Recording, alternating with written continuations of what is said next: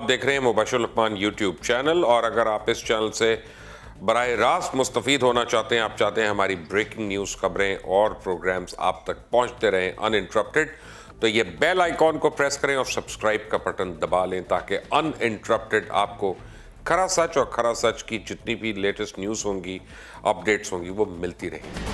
अस्सलाम वालेकुम, मेरा नाम मुबशर लुकमान है और आप मुझे देखते हैं प्रोग्राम खरा सच में। इस वक्त आप सबको मैं एक ख़ास मैसेज देना चाहता हूँ।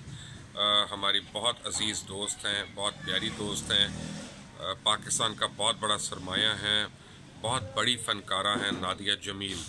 वो बहुत शदीद बीमार हैं इस वक्त।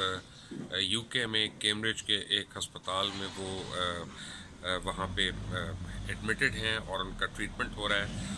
और मैं तमाम लोगों से, तमाम उनके चाहने वालों से, अपने दोस्तों से, अपने अहबाबों से ये ख़ास रिक्वेस्ट करूँगा कि प्लीज़ नादिया जमील को अपनी दुआओं में याद रखें।